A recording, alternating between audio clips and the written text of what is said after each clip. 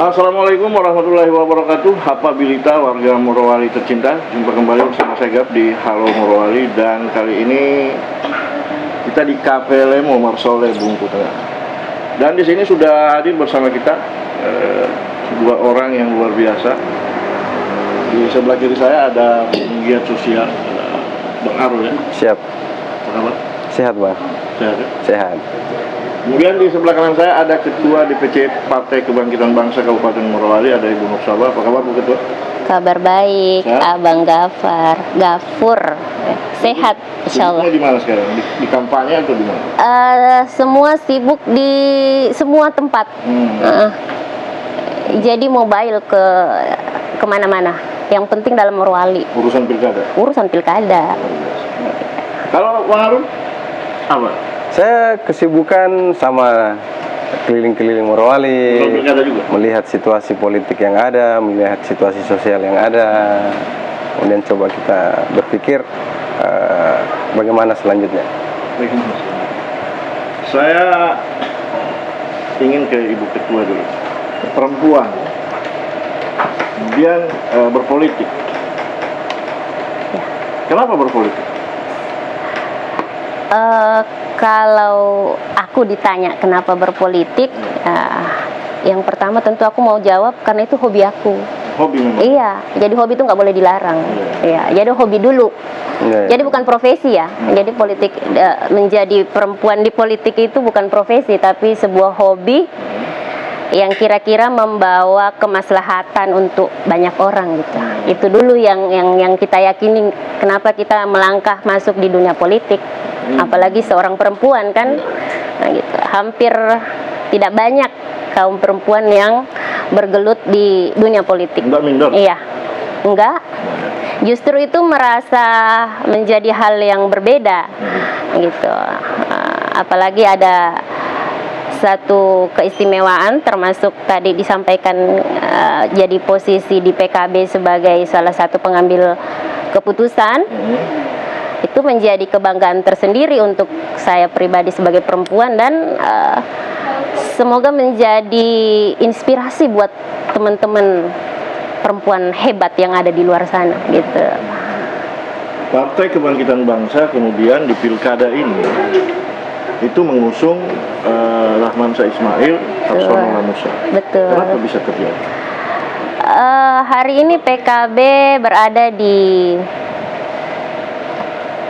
badan Bapak Rahmansyah Ismail dan Bapak Harsono Lamusa itu karena itu tadi ada program yang luar biasa yang dibawa oleh Bapak Rahmansyah.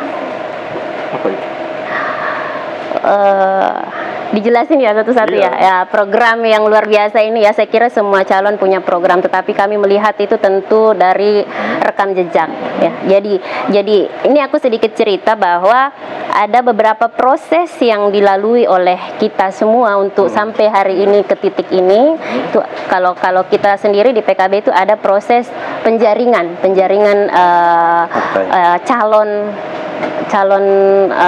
bakal calon bupati.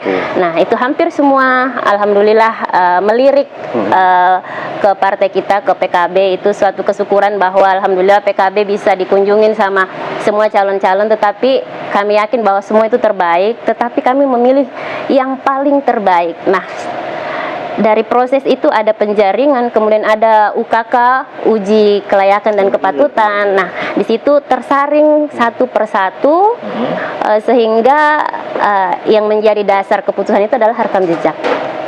Rekam jejak, kemudian program beliau yang saya kira ini menjadi hal yang penting untuk menjadi keputusan di PKB, bahwa program beliau ini luar biasa. Beda begitu. Yang Saya ingin Ibu menyebutkan salah satu dari program yang katanya luar biasa itu. Iya, yang luar biasa itu yang pertama ada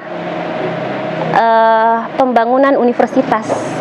Ya, jadi kita melihat bahwa Morowali ini kaya dengan segala-galanya, kaya sumber daya alam, kemudian harus ditopang dengan sumber daya manusia. Nah, ini dia sumber daya manusia yang hari ini Morowali punya bergelimangan Kekayaan alam. apa Kekayaan alam. kekayaan alam, tapi kita tidak balance antara sumber daya manusianya, sehingga kita butuh. Nah, hari ini kan faktanya teman-teman termasuk saya sendiri harus keluar sekolah ke tempat lain gitu, harus kemudian kembali untuk mengabdi. Nah, tentu ini menjadi program yang luar biasa menurut saya, bahwa kalau di sini dijadikan universitas yang setara dengan kita ke Jakarta, ke Pulau Jawa, ke negeri gitu, saya kira ini luar biasa. Anak-anak kita banyak di sini, sahabat-sahabat saya. Kemudian yang mau lanjut, bayangin kita kalau mau lanjut terlalu jauh, kemudian biayanya juga mahal. Kalau udah disediakan di Morowali kan, dan ini saya yakin Morowali bisa menyediakan itu. Gitu. Itu salah satu. Kemudian yang kedua, ini yang prioritas dari segala-galanya itu apa namanya? Perempuan. Gimana? Soal perempuan. Soal perempuan, saya kira dari segi kesehatan yang secara mengglobal yang diprogramkan oleh beliau itu, bagaimana kesehatan ini meningkat, kemudian memberikan pelayanan prima ke seluruh masyarakat. Gitu. Termasuk salah satunya itu memberikan layanan hospital yang setara dengan kalau kita ke tempat rujukan terakhir kita kan ini hari ini kita ke Makassar. Nah, bayangkan kalau kita punya seperti itu di Morowali, dan saya yakin itu bisa dilakukan. Gitu. Di tangan beliau insya Allah bisa. Gitu. Baik. Saya ingin ke Arul lagi. Siap, Bang. Saya mau bicara soal ini. Arul kan bilang sering keliling-keliling Siap. menjelajah di Morowali. Saya ingin Arul memberikan sebuah penilaian. Ini soal perempuan. Saya tidak ingin menanyakan ini ke Ibu Ketua karena masa perempuan menilai perempuan. Siap. Jadi perempuan cocoknya dinilai sama laki-laki. Kira-kira begitu. Ya. Kalau dari perjalanannya Bang Arul di Morowali, ini kan Morowali ini sekarang wajib pilihnya 100.000 sekian, dan ternyata pemilih perempuan itu cukup tinggi. Selisih hanya sekitar 11.000 dari pemilih laki-laki. Kalau dari perjalanannya Bang Arul sebagai pekerja sosial, bagaimana tingkat partisipasi politik perempuan? Oke, makasih Bang. Jadi pertama saya mau sampaikan sama Ibu Ketua PKB sebagai politisi perempuan itu saya anggap luar biasa. Saya ikuti bahasanya Socrates bahwa perempuan itu sebagai bayi yang bertubuh besar. Nah, itu sangat diskriminatif dalam pertarungan kehidupan sosial bagi perempuan. Karena dari sisi itu perempuan itu dianggap hanya sebagai bayi, tapi badannya yang bertumbuh besar secara pemikiran. Nah, saya melihat dalam dimensi politik itu sebenarnya di tubuh perempuan itu melekat semua ketidakadilan yang ada di negeri. Baik itu ketidakadilan sosial, baik ketidakadilan kesehatan, ketidakadilan politik, itu ada di tubuh perempuan. Ada di tubuh perempuan. Saya diskusi tentang perempuan sudah banyak tempat, dan memang sampai hari ini misalnya di teman-teman di lingkaran pekerja sosial itu sementara misalnya mengupayakan gerakan perempuan Inggit itu dijadikan sebagai pahlawan nasional dan lain-lain, kan itu salah satu gerak kami. Nah, saya melihat statistika yang ada di sini itu 132.000 wajib pilih, hanya selisih 11.000. Nah, ini maksud saya peran perempuan ini memang dalam dimensi politik itu coba saya berharap kebetulan ada ketua PKB di sini, perempuan ini sebagai penentu daripada momentum politik yang ada hari ini. Ini selisih 10.000. Karena kenapa? Saya beranggapan gerak perempuan itu sangat berbeda dengan gerak laki-laki. Kan gini, kalau saya menjelaskan misalnya, saya cerdas, abang cerdas, Bu Ketua cerdas. Nah, kecerdasan itu, kecerdasan semua manusia yang ada, kalau dari segi saintis, itu tidak diciptakan oleh gen laki-laki. Itu pasti gen perempuan. Kalau abang cerdas, bukan bapaknya apa yang cerdas, tapi ibunya apa yang cerdas. Seperti itu pun sebaliknya. Itu hasil penelitian. Agak susah dibantah kalau itu, kecuali kita bantah dengan penelitian yang baru. Saya lagi tidak berminat untuk membantah itu. Nah itu dia. Nah gitu. Nah maksud saya kemampuan perempuan dalam ruang-ruang sosial itu sudah teruji. Kita punya banyak tokoh perempuan. Kita punya banyak tokoh perempuan. Di Aceh itu banyak sekali pahlawan nasional, rata-rata perempuan. Nah sekarang juga banyak. Hanya memang dalam ruang politik itu sekitar 32,9% kayaknya sekarang itu yang mewakili perempuan di parlemen itu sangat kecil. Masih 20 berapa ya? Kan kuota kita 30 ya? 30%. 30% itu sangat masih jauh. Nah, Intinya partisipasi perempuan masih rendah. nah itu Posisi mereka sangat menentukan. sangat menentukan. Kira-kira Bu Ketua, Ya. supaya peran perempuan dalam keterlibatan di dunia politik, kemudian dalam sistem pengambilan kebijakan itu bisa naik, bisa meningkat, partisipasi politik mereka bisa naik, apa yang harus dilakukan? Iya, ya makasih ya Bung Gafur. Jadi saya senang sekali bisa dikasih kesempatan untuk berbicara tentang perempuan, karena terus terang saya setuju dengan apa yang disampaikan Bang Arul, bahwa segala bentuk apa tadi itu melekat di perempuan hari ini ya, ketidakadilan gitu. Nah, sehingga saya meyakini bahwa kita semua meyakini bahwa perempuan itu adalah makhluk yang punya segala-galanya, mampu segala-galanya. Ya, bayangin perempuan itu mampu melakukan hal yang bersamaan hal yang berbeda di waktu bersamaan gitu. Yang pertama, yang kedua tadi disampaikan bahwa saya meyakini bahwa perempuan ini, karena kita berbicara perempuan itu selalu melihat dengan hati. Nah, hari ini dari semua posisi perempuan yang ada, bagaimana caranya supaya partisipasi politik perempuan ini, peran politik perempuan ini bisa ada, sebenarnya agak apa ya, saya mau ngomong kayak gini, agak terbatasi ruang gerak mereka, karena selalu kita sendiri di perempuan selalu menganggap, katakanlah kalau membahas soal politik itu selalu identik dengan laki-laki gitu ya.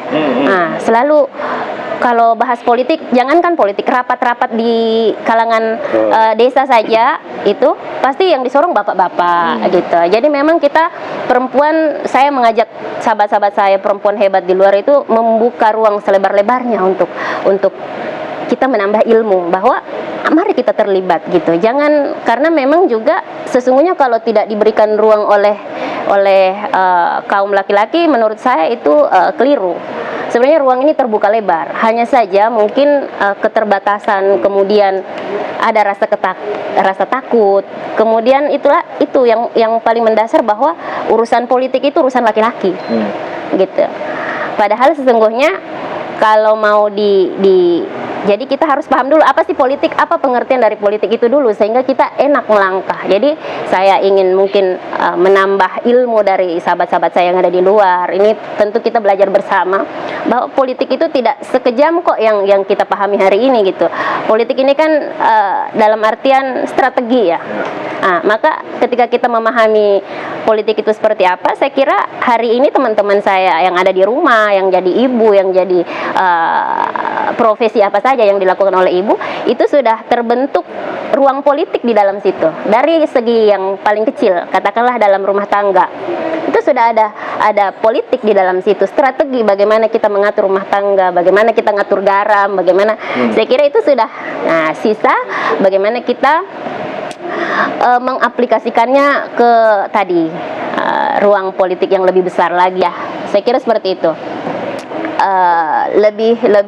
Saya kira lebih kita menginginkan lebih banyak lagi pendidikan politik di kalangan kita.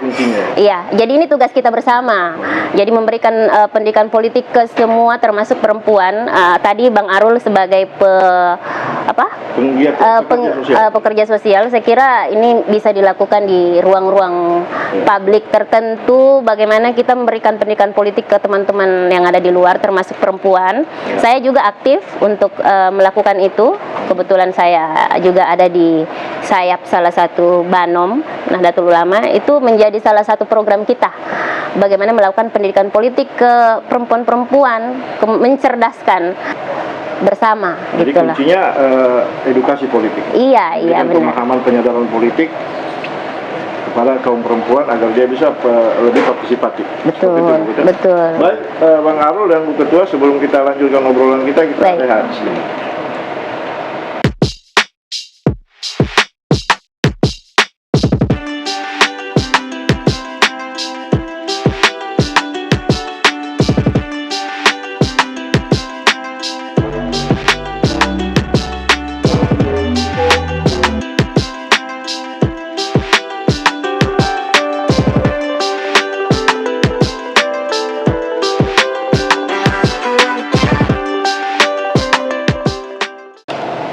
Oke, netizen yang budiman, balik lagi bersama saya Gap, masih di Halo Morowali dan masih bersama dengan Ibu Ketua Partai Kebangkitan Bangsa, Ibu Nur Sabah, dan pekerja sosial, Bang Syahrul. Siap.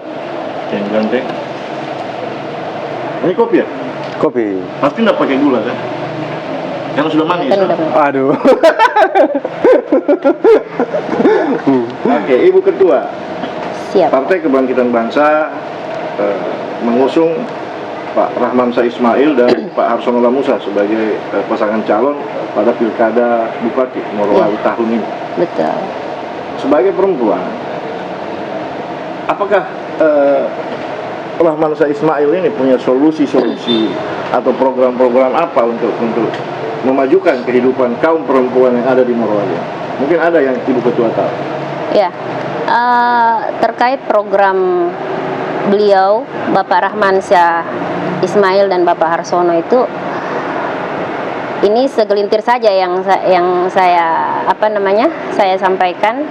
Kalau perlu nanti dibuka semua ya. Tentang keberpihakan program Bapak ke kaum perempuan itu banyak sekali. Yang pertama, saya melihat di program beliau itu semua program beliau itu melibatkan perempuan, gitu. Termasuk di kesehatan, itu hampir semua pelaku kesehatan itu mayoritas perempuan, gitu. Kalau diperbandingkan ya, ya benar ya Bang Arul ya. Siap. Ini fakta di lapangan ya, kita lebih banyak sih di dunia kesehatan itu tidak balance antara perempuan ini, lebih banyak termasuk bidan kan nggak boleh laki-laki gitu.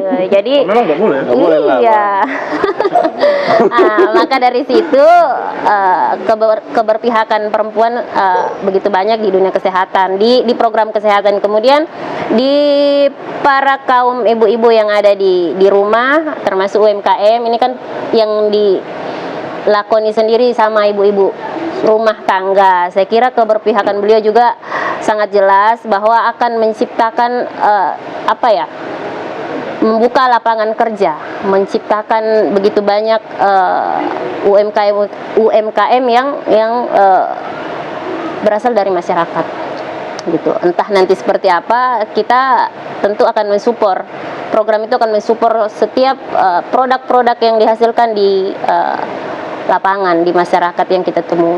Saya gini Bang, saya berpikir menarik sampai penyampaiannya Ibu Ketua PKB. Saya berharap begini, dalam ruang apapun perempuan itu harus masuk. Betul. Dia sebagai penyeimbang gerakan. Betul. Nah, yang saya pahami bahwa kalau beberapa literatur yang kita coba perhatikan, misalnya salah satu itu ada grammar bank yang pertama dibuka itu di Pakistan. Nah itu data dari dia, kenapa sampai dia mendapatkan Nobel, karena dari peminjam semua itu 98% itu yang mengembalikan itu perempuan. Betul. Nah dari beberapa data juga misalnya di wilayah UMKM, bank itu lebih percaya terhadap perempuan. Iya. Iya. Meminjam uang ketimbang laki-laki. Nah maksud saya, ya itu kalau saya tadi ruang-ruang UMKM itu sebisa mungkin misalnya Pak Ahmad saya harus mendorong nih. Iya. Gimana nih perempuan? Iya. Dia bisa betul. masuk enggak?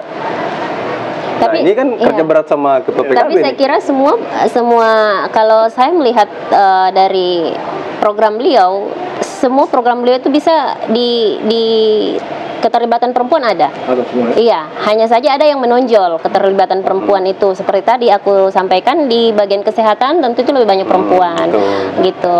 Terus di UMKM hampir jarang ya kita temui laki-laki, gitu.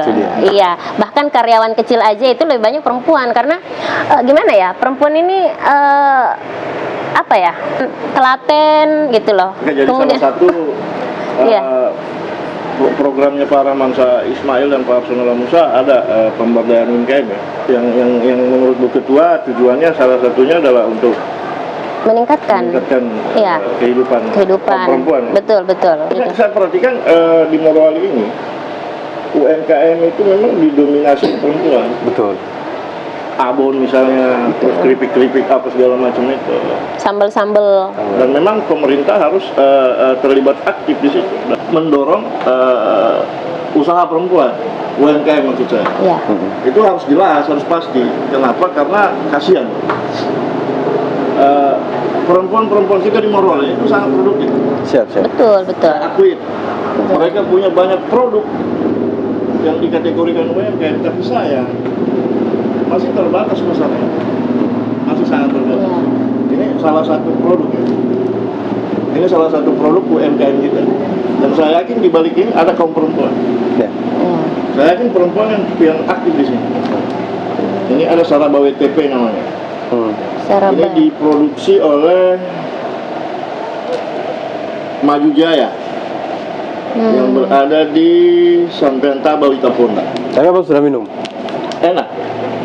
Karena saya sudah rasa berapa kali. Iya. Nah, saya pikir ini akan kemudian menjadi pekerjaan rumah bagi pemerintah terpilih ke depan untuk memikirkan itu. Betul. Iya. Memang. Iya, saya sepakat Bang. Iya. Kalau soal itu, makanya kalau saya kita yang pemerhati sosial itu memang banyak ketimpangan terjadi. Salah satu misalnya di produk UMKM. Nah sekarang kita selalu memberi atau menyuarakan di media-media publik, media-media sosial yang ada. Itu penting juga karena kita tidak punya kebijakan secara birokrasi. Makanya kenapa kita memberi suara di ruang-ruang itu agar pemerintah mendengar itu. Bahwa ada loh ini persoalan-persoalan pelik di masyarakat. Ini perempuan ini dia punya energi yang luar biasa untuk menggerakkan roda ekonomi wilayah kita, Morowali. Nah, itu yang harus terdengar oleh pemerintah daerah. Gitu. Nah, selanjutnya kita bicara tentang birokrasi itu ada hubungannya dengan politik. Iya, betul. Maka sebagai politisi perempuan itu tanggung jawab besar, gitu maksud saya. Sebenarnya ini apakah kemudian dengan beradanya PKB di kubunya Ramansa Ismail, kemudian hadir Ibu Ketua PKB sebagai perempuan di situ, suara-suara perempuan akan betul terwakilkan misalnya? Apa Ibu Ketua bisa menjamin itu? Kalau menjamin sesungguhnya saya menjamin ya. Bahwa ada bukan BPKB bukan? Iya bukan lah gitu. Nah, jadi saya insya Allah kita mengajak perempuan-perempuan di badan saya ini melekat ada tiga perwakilan perempuan, organisasi perempuan. Saya kira organisasi ini juga perlu dikembangkan. Saya kira Pak Ramansa juga pemerhati organisasi. Gitu, karena organisasi yang organisasi kemasyarakatan yang kita pegang hari ini itu tidak tersupport dengan bagus di wilayah yang ada sekarang di Morowali. Maksudnya tidak tersupport itu tidak dibukakan ruang begitu banyak ya, ada batasan-batasan dan memang ini tugas kita bagaimana kita mengajak teman-teman. Saya kira perempuan itu nggak banyak maunya. Jadi cukup diperhatikan satu aja dari gitu banyak keinginannya, satu saja, insya Allah yang lain itu ngikut. Keinginan-keinginan yang lain, misalkan katakanlah 10 keinginan perempuan ya, satu saja diperhatikan oleh. Kasih doi maka 10 keinginan itu. Ya, nggak gitu juga, tapi itu salah satu bentuk gitu support ya. Jalur akses menuju kesejahteraan itu harus tersedia. Betul. Jadi tugas pemerintah untuk membuka jalur-jalur menuju kesejahteraan. Iya, gitu, kan? Betul. Termasuk tadi Bang Arul bahas tuh masalah potensi perempuan yang hari ini kita dapatkan di lapangan tuh Bang. banyak sekali ya, kayak pisang goreng itu ternyata bisa dibikin bermacam-macam model, jenis. ya jenis, Betul. gitu. Hanya saja ini tidak mampu untuk kita angkat. Nah, bayangin sekelas Kabupaten Morowali kita masih susah cari Betul. pisang goreng yang paling enak. Padahal ada loh, cuma tidak terpublik secara terbuka. Kemudian ada rasa ketidakpercayaan diri oleh sebuah pelaku, katakanlah pembuat kue ini, karena apa ya, packagingnya ini masih terbatas. Kemudian ini yang terpenting yang saya dapatkan di lapangan itu, ibu-ibu kan kadang curhat ke kita kalau kita lagi turun, proses perizinan yang begitu rumit gitu loh. Jadi mereka hanya bisa nitip di kios atau bisa jual dari dapur, itu kan tidak berkembang. Sehingga memang harus dibukakan secara lebar. Perizinan itu mudah. Oke, hari ini perizinan sudah satu pintu, tapi kita ingin mempermudah, misalkan label halal ini bisa dilakukan hari ini online. Ya. Tetapi kan tidak semua orang mampu mengakses Masih dunia itu. digital. Betul. Kemudian halal, label halal, kemudian apa tuh? MUI ya, sudah ini apa segala macam. Sehingga kalau semuanya legalitas dalam produk itu bisa mudah, saya kira pisang goreng pun bisa didapat di ruang-ruang publik yang tersedia. Jadi Gitu. sebenarnya standarisasi daripada UMKM. perizinan UMKM itu tidak perlu dipersulit ya. Iya, kalau saya sebenarnya Supaya pasarnya bisa bagus. bagus. Memang itu salah satu jalan kalau saya, Bang. Itu memang perizinan yang kadang-kadang membuat orang malas mengurus sesuatu. Betul. Apapun jenisnya, kayak KTP orang kadang-kadang malas karena Iya. terlalu repot juga di sana. Ya, ngantrinya banyak banget ya. Kan gitu. Nah, maksud saya seperti yang disampaikan Ibu Ketua tadi, kalau saya diskusi dengan beberapa teman-teman juga di Pak Rahman misalnya, Ya. karena kan saya juga harus mencari tahu segala Betul. informasi yang ada supaya saya juga bisa mendrive pemikiran saya. Perizinan itu kayaknya masuk dalam visi misinya dia. Kalau yang 11 program unggulan itu sepertinya itu kan hanya tagline besar aja yang kelihatan, yang kemudian dilempar ke publik untuk dilihat. Tapi kalau yang lebih terperinci itu ada semua. Benar. Sepertinya ada semua. Kalau saya diskusi, iya ada semua. Termasuk Betul. perizinan itu. Gitu. Memudahkan. Lebih mudah. Lebih mudah. Nah, karena itu salah satu kan gini. Kenapa Bandung dulu menjadi kota kreatif? Salah satu yang dilakukan oleh Ridwan Kamil, seingat saya, ketika menjabat wali kota, itu mempermudah urusan izin usaha. Makanya dulu muncul Dagadu, muncul produk-produk Bandung itu semua tidak dipersulit. Nah, gitu. Memang perizinan ini agak ribet, kemudian tapi hari ini sih memang saya kira gratis ya, gratis kalau gratisnya, tapi pengurusannya ribet sama seperti di rumah sakit, ribet sekali kita. Oke, sebentar kita lanjut. Baik. Ini sudah pindah ke rumah sakit. Oh iya, boleh. Dia anak kesehatan juga soalnya Ibu Ketuanya. Oke, siap.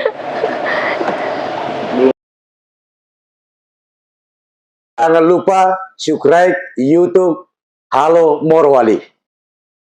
Oke, netizen yang budiman, balik lagi bersama saya, masih di Halo Morowali dan masih bersama dengan putra putri Indonesia.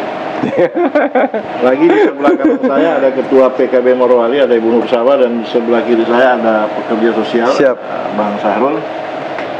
Ini sesi terakhir ya, jadi saya ada satu pertanyaan terakhir.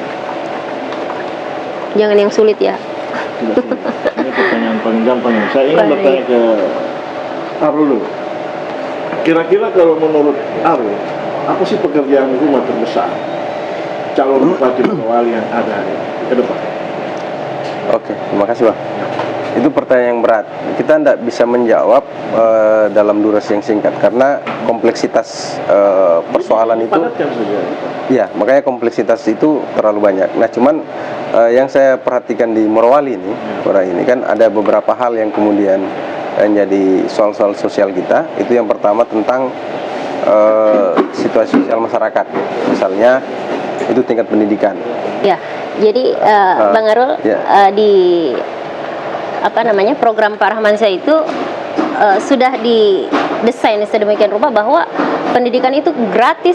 Kalau hari ini mungkin pendidikan gratis ada batasan-batasan, hari ini itu gratis berkualitas. Itu ada di Pak Iya, Rahmansyah. itu Oke. ada. Kemudian tugas tugas anak-anak kita, adik-adik kita di luar itu tugasnya belajar aja. Semua udah ditanggung, fasilitasnya ditanggung, kemudian berkualitas, tugasnya belajar. Jadi tidak lagi orang tua di rumah memikirkan bagaimana pendidikan ini, biaya pendidikan ini harus dibayar. Jadi tugas kita memang harus, Pak Rahman, saya ingin mencerdaskan semua masyarakat Morowali. Bayangin dari PAUD, Pak, PAUD itu nggak ditanggung. Jadi lumayan juga sih. Jadi karena saya punya anak PAUD, jadi saya tahu bagaimana kebutuhan. Nah itu maksud saya, itu jadi problem kita. Salahnya dunia pendidikan itu di kabupaten yang di backup sama industri. Betul. Ini kan kabupaten industri. Kalau sumber daya manusianya itu tidak cukup memadai untuk mengisi ruang-ruang industri, nah itu kan fatal akibatnya. Ya. Nah itu saya. Tapi memang Pak Rahmansa punya itu. Iya, Pak Rahmansa di dalam program beliau itu sangat jelas bahwa beliau mempunyai program gratis berkualitas khusus pendidikan. Itu semua dibiayai. Itu semua dibiayai. Intinya tugas adik-adik kita di luar itu sekolah. Sekolah, belajar, kemudian cerdas, punya ijazah, kembali ke Morowali, masuk ke Morowali, karena di dalam program Bapak itu juga, Bapak Rahmansa akan membangun universitas berkualitas negeri. Oke, jadi keren. tugas kita sebenarnya masyarakat Morowali ini apa ya, luar biasa. Tugas kita cuma belajar. Jadi kalau kita bisa sekolah lagi ya Bang ya. Nah kan itu salah satu ya. Iya. Itu yang kedua gini. Yang kedua ada problem sosial yang lain. Misalnya gini, kita punya setiap sekolah memfabrikasi tiap tahun, atau universitas itu memfabrikasi SDM. Iya. Nah itu kan jadi soal. Akhirnya kita terjadi kepadatan penduduk nih. Iya. Ya kan? Nah ini jadi problem juga. Ini pipanisasi terhadap SDM ini itu kemana? Mereka ini selain daripada butuh kualitas pendidikan yang layak, dia juga setelah mendapatkan pendidikan kan dia harus kemudian masuk dalam dunia kerja. Betul. Kan seperti itu. Nah, di dalam program beliau juga sudah mempersiapkan dunia kerja, gitu. Jadi setelah selesai pendidikan, kemudian memang sudah tersedia lapangan-lapangan kerja yang disediakan oleh dalam program Bapak Rahmansa ini, gitu. Karena wilayah Morowali ini kompleks dengan wilayah industri, sehingga memang beliau sudah mempersiapkan itu secara rinci. Nanti mungkin kita bisa bahas di season yang berikutnya, karena ini memang mencakup semua makhluk hidup yang ada di hajat hidup orang banyak. Ya, Kabupaten Morowali, baik itu tadi masuk dari sisi perempuan, kemudian sisi pendidikan, kemudian kesehatan masyarakat yang berkualitas, produktif. Nah, saya kira itu semua kompleks di program Pak Rahmansa. Nah, itu sudah dua ya. Pendidikan tentang bagaimana melakukan pipanisasi terhadap masyarakat untuk bekerja. Dan yang ketiga, itu ada soal sebenarnya di dunia sosial. Itu salah satu adalah pelayanan kesehatan yang harus maksimal, kan itu. Nah, kita sebagai masyarakat ini salah satu bentuk perhatian pemerintah, dan harus itu amanat undang-undang. Selain pendidikan itu amanat undang-undang dasar, itu juga kita masuk harus di ruang-ruang kesehatan itu. Nah, kesehatan ini saya coba melihat situasi di sini. Ada beberapa klinik yang ada. Saya coba perhatikan Bang, ada klinik, menjamur klinik di sini ya. Tapi saya melihat itu berafiliasi juga di perusahaan. Kan gitu ya. Ini fakta. Berafiliasi ke perusahaan. Nah, tapi apakah klinik-klinik ini itu memberikan stimulisasi terhadap masyarakat ketika mereka datang ke situ, misalnya untuk berobat? Iya. Nah, ini yang kita tidak tahu. Apakah ada jaminan di situ BPJS kah misalnya? Iya. Ada jaminan apa? Mereka tidak bayar. Nah, kondisi rumah sakit juga, saya diskusi dengan beberapa teman-teman kesehatan, itu masih kurang memadai alat-alat rumah sakit. Ya, kalau itu fakta. Ya, fakta kan? Nah, berarti orang kemudian harus lari ke luar daerah. Betul. Nah, ini kan problem. Ketika mereka lari ke luar daerah, ini masalah. Masalah apa? Masalah ekonomi. Uang yang harusnya di sini itu lari ke sana. Ya, jadi ini pertanyaan terakhir yang panjang. Iya, jadi saya sepakat dengan saya setuju dengan apa yang Bang Arul dapat kondisi di lapangan, termasuk tadi salah satunya mungkin saya salah satu pemilik yang dikatakan tadi. Nggak tersinggung, justru saya ingin meluruskan barangkali bahwa kacamata masyarakat di luar adanya hadir beberapa klinik-klinik swasta ini sebenarnya hadir untuk membantu puskesmas, rumah sakit, dan pelayanannya juga tentu prima ya, namanya juga swasta. Jadi kalau di tempat ini tidak mengiklan, tetapi saya ingin menyampaikan, iya, jadi klinik yang kami buka itu, yang saya buka itu adalah Vaskes. Jadi itu Vaskes. Jadi semua masyarakat bisa bervaskes. Jadi hari ini kan aturan BPJS itu bisa bervaskes di mana saja yang kita merasa nyaman. Gitu. Katakanlah saya dari Bungku Tengah, tapi saya mau ke Wita Ponda karena di sana lengkap, ya saya boleh. Ya boleh. Selama itu kalau mau ditanggung Kabupaten Morowali, nggak boleh keluar kabupaten, ya kan? Kalau BPJS yang ditanggung pemerintah. Kemudian kalau dia BPJS yang mandiri, itu luar Morowali pun, karena pada kenyataannya di tempat saya kebetulan itu lebih banyak juga dari Morowali Utara yang BPJS mandiri, gitu. Jadi ini ada fenomena baru, Bang. Iya. Ini agak panjang kayaknya, nggak apa-apa. Oke. Ini gini. Ini teman-teman sekarang, termasuk di kesehatan, guru, apa segala macam, itu yang sudah menyandang predikat sarjana, kemudian dia menghibahkan dirinya di daerah dengan SK honorer misalnya atau apa. Ini kan saya lihat tadi arus universitas itu tiap tahun memfabrikasi orang. Banyak orang masuk ini, kembali ke daerahnya masing-masing. Nah, tahun ini itu ada penerimaan PNS dan P3K. Ini kan saya jadi bingung sebenarnya. Bingungnya kenapa? Karena rata-rata kuota PNS kita atau P3K di daerah itu tidak mencukupi untuk kemudian mengakomodasi seluruh orang-orang yang ada di dalam. Betul. Nah, ini kan ribet jadinya.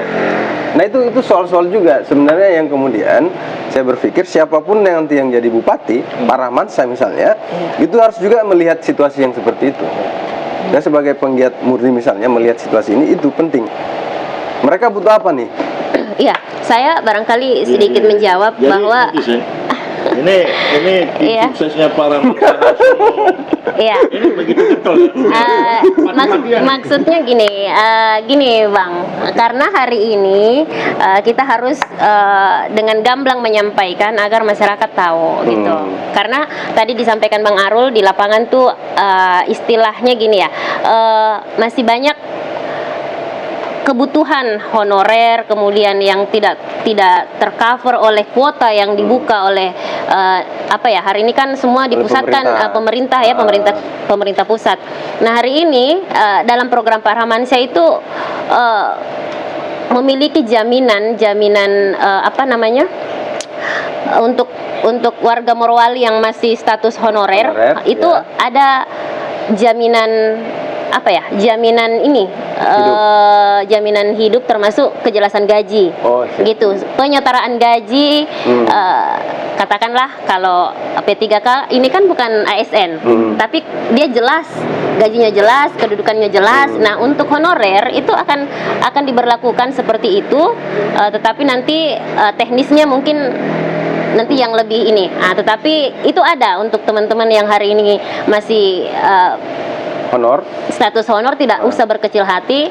Di program Pak Rahmansyah itu jelas menyatakan bahwa status honor akan jelas juga bagaimana salarinya nantinya, gajinya gitu. Jelas.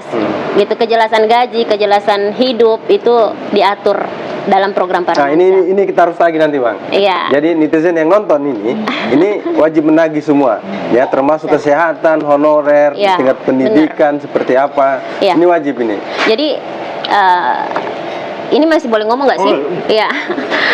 Jadi Pak Rahmansyah ini saya kira adalah bagian dari segala solusi dan gitu. Itu sudah terbukti pada saat beliau menjabat sebagai pejabat PJ. Ini kan bukan omon-omon gitu loh, ya. Beliau terkenal tidak banyak bicara. Beliau tidak banyak bicara itu bukan karena beliau kekurangan bicara atau kurangan ini, tapi memang tipe apa ya? Saya mengenal beliau itu tipikalnya memang nggak perlu janji. Bahkan mencari janji beliau pun kita nggak dapat gitu. Beliau memang pada saat ketemu masalah selesai di tempat gitu. Saya mengenal beliau seperti itu. Berarti Rahman Syah Ismail ini eksekutor ya? Boleh dibilang seperti itu. Ini kan saya selalu berbicara soal fakta gitu. Saya mengenal beliau, apapun yang beliau hadapi, beliau selalu selesaikan di situ gitu. Saya kira seperti itu. Keren, mudah-mudahan lah. Kita doakan saja. Beliau selalu kalau ketemu siapapun, beliau selalu minta untuk doakan saya sehat. Siap. Selalu itu yang saya mengikuti beliau. Apapun itu, saya berharap semua masyarakat mau mendoakan beliau supaya sehat. Ibu Ketua, apa perlu saya kasih pertanyaan terakhir atau tidak perlu? Terserah. Pertanyaan terakhir saya begini, Iya. sebagai ini tadi kelihatan sekali getolnya, Iya. mati-matian Betul. Rahman Syah Ismail dan Harsono Lamusa. Ya. Apa yang akan Ibu Ketua lakukan? Apa yang akan Ibu Ketua berikan Iya. dalam rangka memenangkan pasangan calon yang diusung oleh partainya Ibu Ketua? Iya, baik, terima kasih Bang. Kalau ini kata-kata terakhir, insya Allah ini saya ingin menyampaikan. Kata-kata terakhir sebentar mati dong. Oh iya, maksudnya dalam ruang ini. Oke. Nah, terima kasih sudah diberikan. Saya berbicara terkait hari ini PKB mengusung Bapak Rahman Syah Ismail dan Bapak Harsono bahwa memenangkan, ini pesan Ketua Umum kami dari Partai PKB Gus Muhaimin Iskandar, bahwa menangkan pilkada gitu. Menangkan pilkada ini berarti ini tugas untuk semua kader PKB yang ada hari ini di Kabupaten Morowali. Tugasnya memenangkan Pak Rahman Syah apapun caranya gitu. Baik itu dari semua tingkatan, PAC, ranting, kemudian anggota DPR lebih-lebih. Getolnya untuk memenangkan Pak Rahman Syah, saya ingin menyampaikan bahwa hari ini PKB mewakafkan dirinya semua kadernya untuk memenangkan Pak Rahman Syah. Kemudian hari ini saya berbicara juga terkait soal perempuan tadi untuk terlibat dalam pemenangan Bapak Rahman Syah.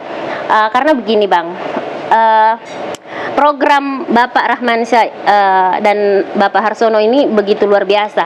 Kalau hanya dilihat, dibaca, dan tidak dicoblos Pak Rahman Syah, itu hanya sekedar menjadi mimpi kita. Jadi untuk bagaimana ini bisa terwujud, saya berharap perempuan punya andil terbesar untuk inginkan Morowali yang maju. Tentu kita ingin perubahan yang besar.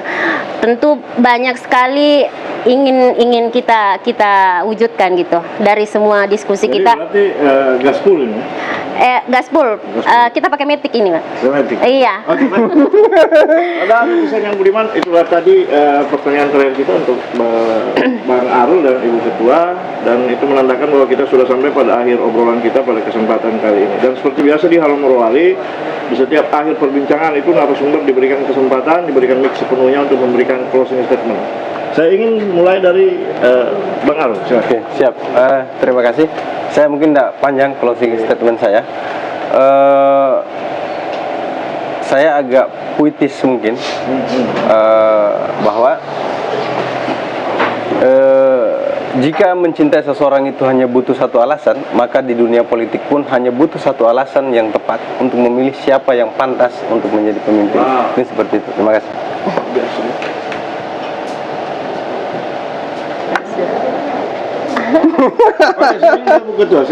Iya. Baik, terima kasih banyak Bang. Kaum perempuan dan bapak-bapak juga tidak tertinggal, bapak-bapak, ibu-ibu, semua masyarakat Morowali. Bapak Rahman Syah bukan omon-omon. Oke. Itu proses statementnya. Iya. Luar biasa. Baik, netizen yang budiman, sampai di sini perbincangan kita pada edisi kali ini. Mudah-mudahan apa yang kami bahas ini bermanfaat positif buat kita semua. Dan seperti biasa, kami yang berbincang, netizen yang menyimpulkan. Yang penting jangan salah mengambil kesimpulan. Terima kasih Bu Ketua. Siap, makasih Bang Gafar. Oke. Terima kasih. Siap. Iya. Kerja sosial yang luar biasa, yang kritis. Siap. Dan netizen yang budiman dari Cafe Lemo Marsole Bungku Tengah, Segap mohon undur diri. Terima kasih atas kebersamaan kita semua. Assalamualaikum warahmatullahi wabarakatuh. Jaga Morowali.